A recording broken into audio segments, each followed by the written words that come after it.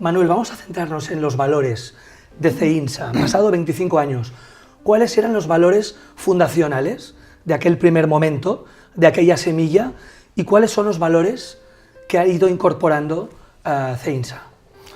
Bueno, inicialmente la empresa se constituye en gran medida un poco en torno a mis capacidades y limitaciones. Entonces mi punto fuerte era la parte técnica y quizá mi punto débil era más la parte comercial.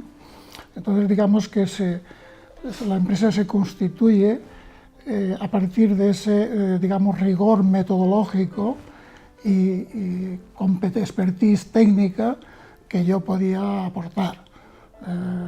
Yo no podía aportar grandes ideas en cuanto a marketing, comunicación, relaciones públicas, porque esos no eran mis puntos fuertes, pero sí podía aportar unos conocimientos y un rigor metodológico que en este campo es especialmente relevante, ¿no? Relevante. Por tanto, la tecnología es tu gran baza, tu gran aportación. Sí. Y a partir de aquí, ¿cuál es la aportación a la empresa en el día a día? ¿Cómo acompaña CEINSA a las empresas?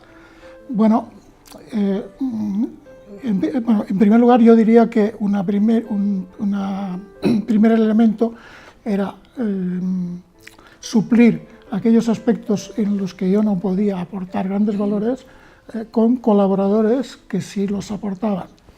Entonces, como aportación a las empresas era ofrecer unas soluciones a los problemas reales de la empresa, no solo la gran empresa que está, en la que las compañías multinacionales están más enfocadas, sino aportar soluciones avanzadas de recursos humanos a todo tipo de empresas, incluyendo las pequeñas y las medianas. Las pymes, por tanto, hay un gran abanico de pymes que no estaban teniendo el servicio que merecían, y CEINSA lo hace, ¿no? Sí.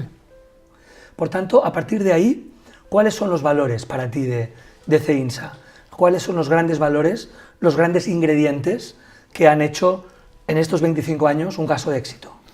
Sí, bueno, por una parte el rigor metodológico que comentaba anteriormente, por otro la empatía, no en el sentido personal que suelo entender, sino profesional en el sentido de ponerse en su lugar.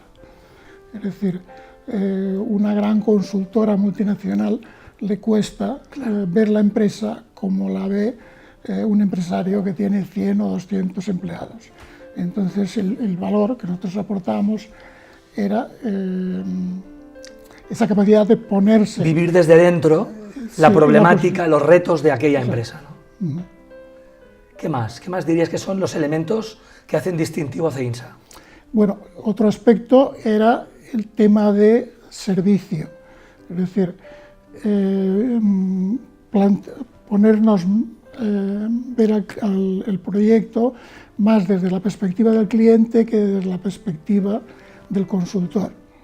Entonces, escuchar, pues, tener una posición receptiva y tratar de dar respuesta a las necesidades que tiene el cliente. Normalmente los consultores, y especialmente en aquella época, digamos que acudían a las empresas un poco con cierta sensación de prepotencia y sentimiento de superioridad. Claro, y tengo la solución, ¿no? Yo les voy a enseñar a estos doctores que no saben. Que van perdidos, van despistados. En cambio, la realidad es que los empresarios de su empresa saben normalmente bastante más que el consultor. Claro. Por tanto, había que unir esas dos digamos, recursos para dar una solución que respondiera a sus necesidades.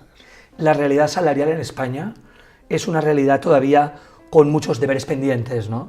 Vosotros desde CEINSA sois expertos en el universo del salario, en saber cuál es un salario justo, una política salarial justa. Ha cambiado mucho, pero siguen habiendo temas pendientes, ¿no?